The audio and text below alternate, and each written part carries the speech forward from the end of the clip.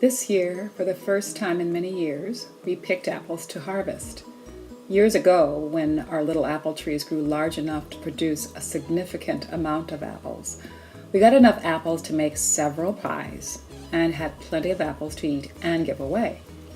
Later, when the novelty wore off, we just ate a few apples off the tree, let the rest of the apples fall to the ground, and disappeared during the winter.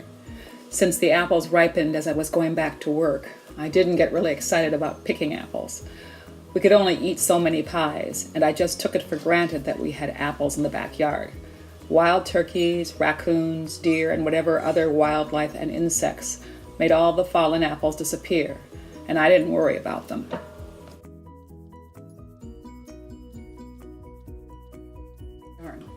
This year, we are looking at our backyard as a place to help us become more self-sufficient.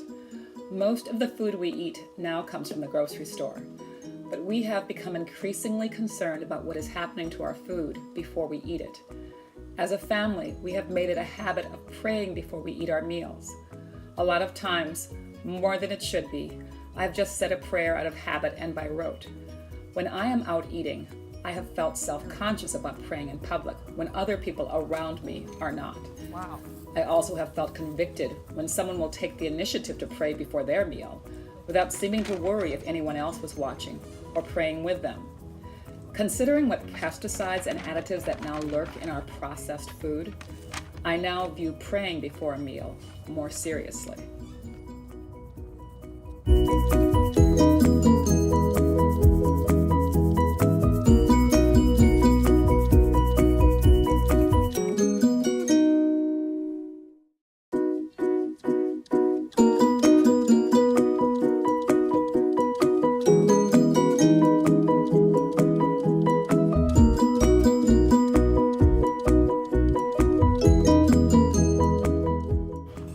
Last spring, a friend of mine gave me a recipe for this bug juice, which would attract the flies that lay eggs on the blossoms that would fall away as the fruit grew. The flies would go into these plastic liter bottles, and my apples would be able to develop without worms. We have never sprayed the apples for insects because I was afraid that we would mishandle the chemical and our apples would be poisonous. I was willing to eat around a worm, but I would be unable to eat around any residual chemical.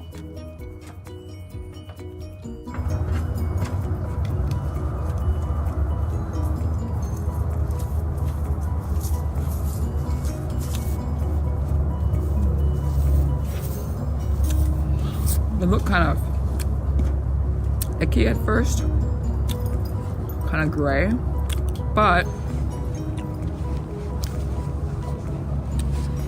take a cloth. Ooh, I got a bug on me. All right, and rub.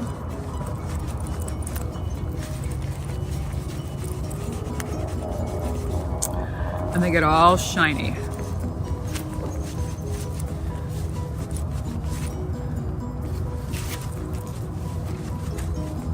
These ones ripened last. The other tree, they ripened first, a little bit farther ahead. So we're using these to dry, because right now they taste really good. We got all the varmint apples. And they come and eat down there. Oh yeah. And those are further along. You can tell. Yeah. Bugs and stuff. Bugs and stuff. The apples we pulled from trees at first looked a little strange. They weren't wormy, however, many had marks on them where the birds had pecked at them. This is a sure sign that the apples were good to eat. Michael, the Darden dog, would even nibble at apples off the ground. He won't touch a store-bought apple. The apples were mottled with this gray film. They didn't look too appetizing. Usually we have picked these apples in August and they have always been a little tart. We realize now that they weren't fully ripe. The gray film, it turned out, was just dirt. After the dirt was washed and rubbed away, my apples were beautiful. At least the ones I bothered to wash and peel. The ones that weren't perfectly round or a little small, I didn't bother with. We have so many apples, we can be picky.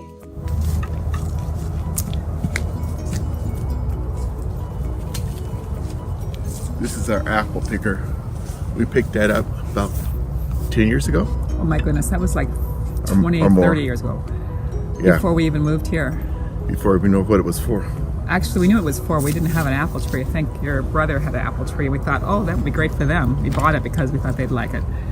And as it turned out, we just kept it. And we finally got apple trees and finally got to use it at this property. Won't overfill it.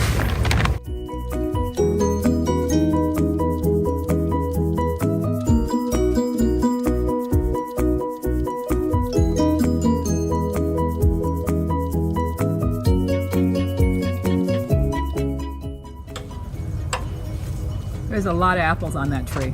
Oh, More than we can actually eat. to see this thing in real rare form is when I hook the extension to it and stand on the tap and reach the ones up there if I really wanted them. Oh, that's right there. You did take the, I forgot when you said extension. Yeah, we could actually get more. Oh yeah. See, these apples aren't sprayed. None of them are sprayed. They're all good. They're all good. We even throw them out in the back 40 sometimes, hoping for one to grow. Yeah. Hopefully they have And our back 40 is actually back 4. the back 4. We actually don't have any. By the end of next spring, all those dead apples that are sitting on the ground will all be gone. Gone completely. I used to try to pick them up. And I realized at night, the deer come through when the sun sets. They actually sleep out there, graze for a short time.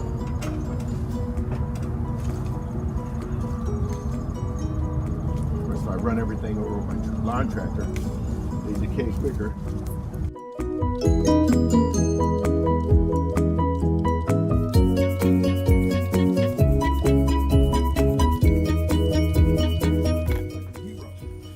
Reaching really high. Reaching really high. My lover got me the big apple. Okay. I hope that this is getting there. Wow. Extension's really nice. Ooh, yeah. Big apple. Right there. I think that's good.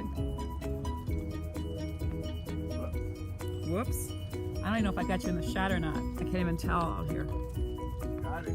You got it? Got the big apple.